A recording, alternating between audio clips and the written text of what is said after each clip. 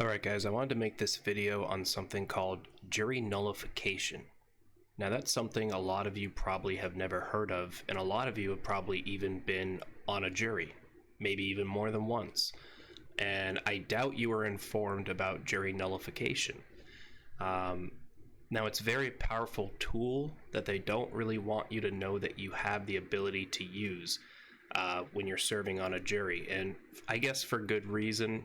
I can see the reasoning behind not wanting to tell people if we're going to play devil's advocate, but I think that the arguments don't support it ultimately, and that freedom should, triumph over any argument against it. You know what I mean? For its limited abuses that it would bring. But you are familiar with jury instructions. Now, jury instructions are directions to the jury or judge's charge. They're legal rules that jurors should follow when deciding a case. They're a type of jury control procedure to support a fair trial. Right? So if you've ever been on jury duty, they read everything out, tell you what you can do, what you can't do, etc., etc. So we're going to get down to this little part about jury nullification.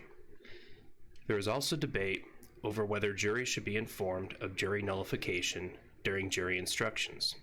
One argument states that if juries have the power of jury nullification, then they should be informed of it, and that neglecting to do so is an act of intervention.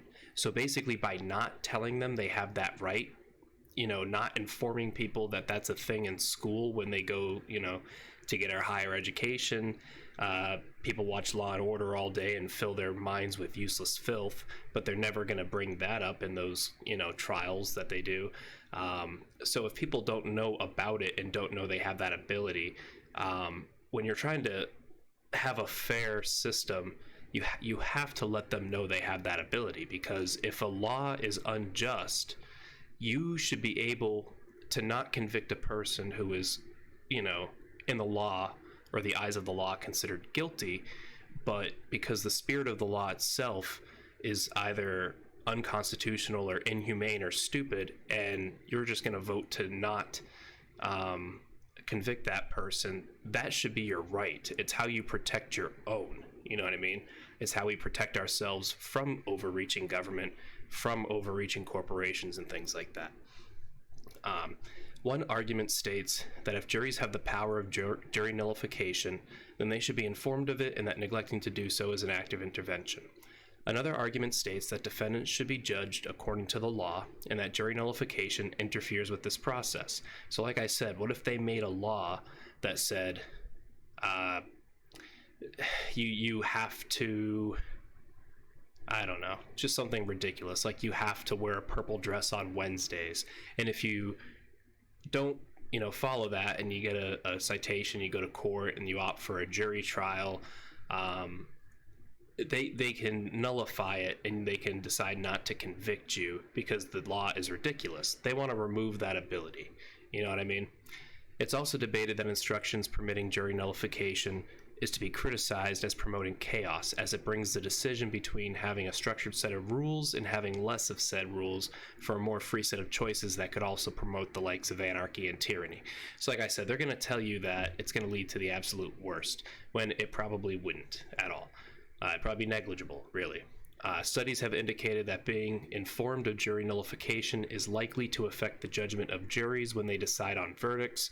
One study that looked into 144 juries showed that they were less harsh on sympathetic defendants and harsher on unsympathetic defendants when they had been briefed on jury nullification.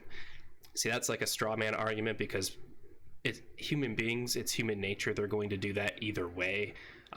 Yeah, they're not supposed to, but they're human beings judging another person for a crime that they may or may not have committed.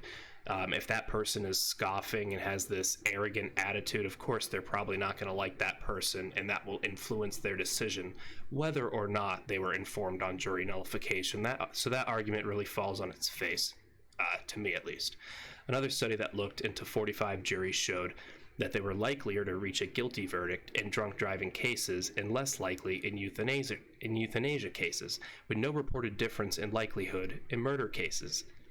Okay, so again, that argument kind of falls on its face, because human nature, if if someone's in pain and dying and they request that you kill them because you're their nurse and they trust you, or you're their husband or wife and you've been married to them for 60 years and they just want you to pull the plug or whatever, if they're ever in a coma and you do it, and they charge you with murder, if a jury decides, you know what, I'm going to be sympathetic on this guy, he just lost his wife, he's in his 70s or 80s, he just did what he thought was right and wanted to do right by her, I'm not going to convict him.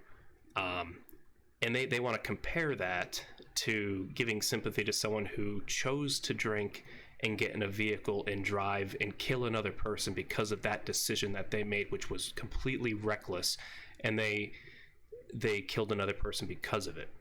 There's no comparison between the two, so that's why that argument to me kind of falls flat on its face.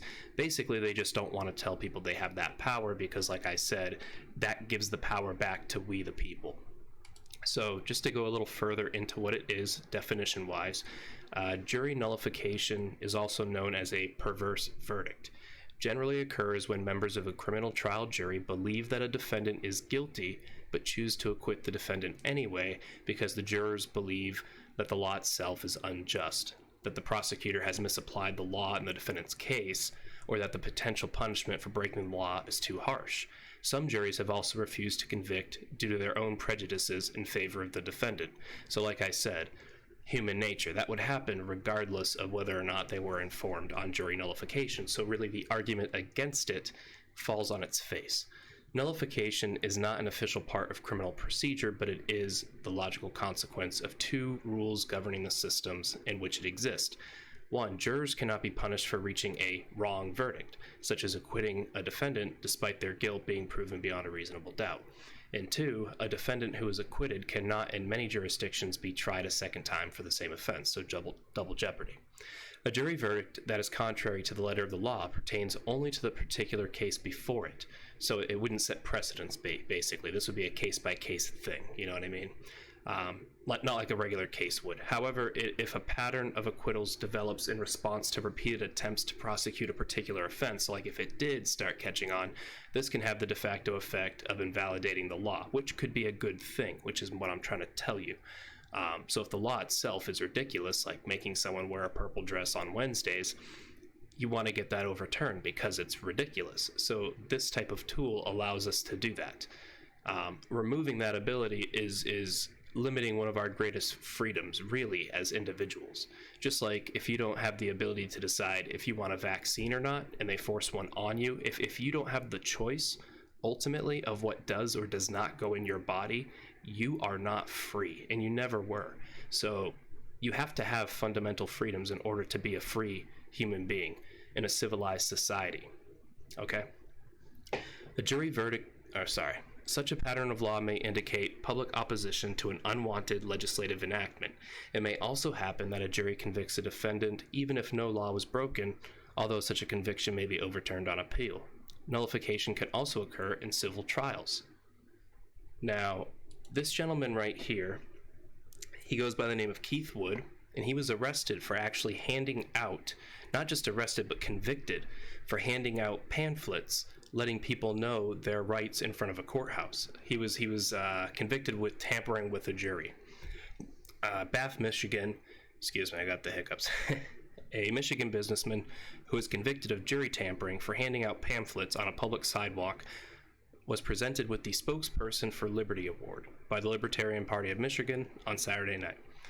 The Defender of Liberty Award banquet, aka Libby Fest, was held March 10th at the Eagle Eye Banquet Center, Bath, Michigan.